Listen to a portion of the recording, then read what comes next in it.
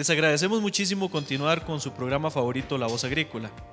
Como lo anunciamos en un principio, hoy tenemos a un invitado muy especial. Nos acompaña el ingeniero Luis Diego Ulloa, quien nos va a comentar de un aspecto muy importante el día de hoy. Don Luis, ¿cómo le va? Muy bien, usted, Ricardo. Muchísimas gracias por el espacio y por la oportunidad de estar aquí compartiendo con los televidentes y con ustedes. Bueno, para nosotros es un honor tenerlo con nosotros y le voy a realizar algunas consultas que son de índole educativo y para que la población se pueda informar al respecto de la agricultura. Don Luis, háblenos un poquito de cómo surgió la agricultura y quién fue el inventor de la agricultura. Sí, don Ricardo, para hablar de agricultura tenemos que remontarnos a cuando estuvieron los primeros moradores en Costa Rica.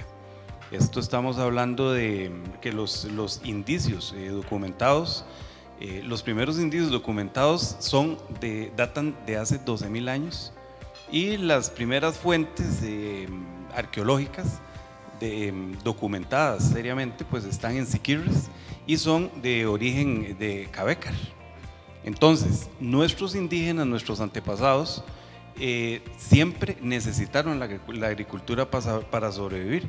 Entonces, desde el momento que empezaron los cabécares a morar estas áreas de por allá de Siquirres y esta parte atlántica, ya empezó a haber agricultura. ¿Podemos decir entonces que los primeros agricultores fueron nuestros antepasados indígenas? Indudablemente, don Ricardo. Ahí, para hablar del origen de la agricultura en Costa Rica, tenemos que tener claro de que hay un antes y un después. Entonces, marcamos un punto importante que debemos mantener ahí en la cabecita, es el año de 1577. ¿Por qué 1577? Nos vamos para atrás. Resulta que siempre, como se lo mencionaba anteriormente, los indígenas son por naturaleza agricultores. Resulta que ellos utilizaban una técnica de producción que se llamaba de roza. Eso significa que es una labranza mínima. Ellos prácticamente, es literal el término, rozaban el suelo por encima y las raíces de los arbustos y de toda la vegetación que ellos quitaban quedaba metida en el suelo. Entonces ellos con esa labranza mínima permitían que el agua llovida penetrara con más facilidad. Entonces eran suelos muy fértiles, suelos vírgenes prácticamente, y entonces esa técnica de producción que ellos utilizaban implícitamente tenía dentro de sus prácticas, muy buenas prácticas que ellos hacían en su momento. De ahí ya ellos hacían buenas prácticas agrícolas.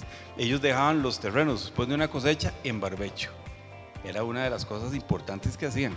Otra cosa importante que ellos hacían es que planificaban muy bien la cantidad de suelo que necesitaban con la cantidad de población que tenían, para no utilizar más suelo del que necesitaban. Ve qué interesante. Yo precisamente le iba a preguntar que cuándo se empezaron a introducir las buenas prácticas agrícolas, y vea lo que usted me dice, ya ellos inclusive utilizaban prácticas agrícolas a su época.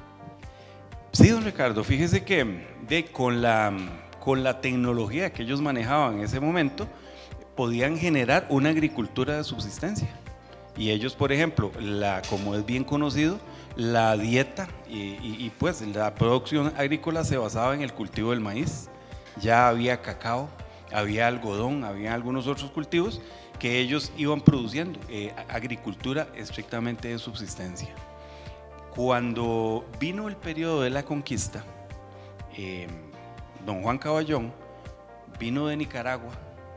Ellos venían de Guatemala hacia el sur conquistando, y don Juan Caballón fue un gobernador que trajo el primer hato ganadero a Costa Rica.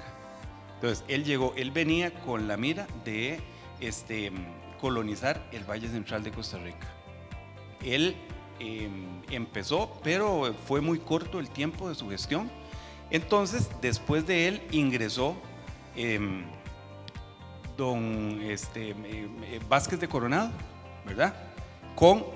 También era un gobernador que él vino con el segundo hato de ganado.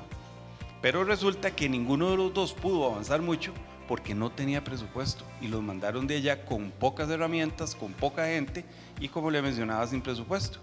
Entonces, una vez fallecido él, vino un gobernador que se llamó, de apellidos Perafán Rivera, que fue quien empezó con las primeras encomiendas. La encomienda fue la base de la explotación agrícola.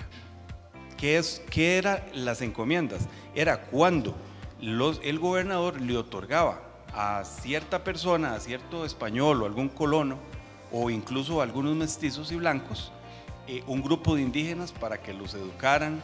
En sana teoría los tenían que educar, les tenían que dar cultura, religión, y ellos tenían que colaborar en las labores agrícolas.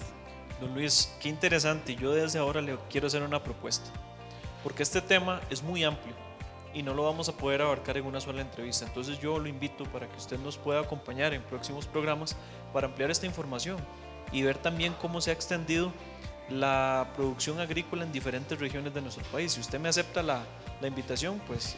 Con muchísimo gusto, Ricardo. Realmente, don Luis, muchísimas gracias por su participación. Esperamos poder contar con usted en los siguientes programas. Y con esto nos despedimos de esta entrevista y continuamos con más del programa La Voz Agrícola.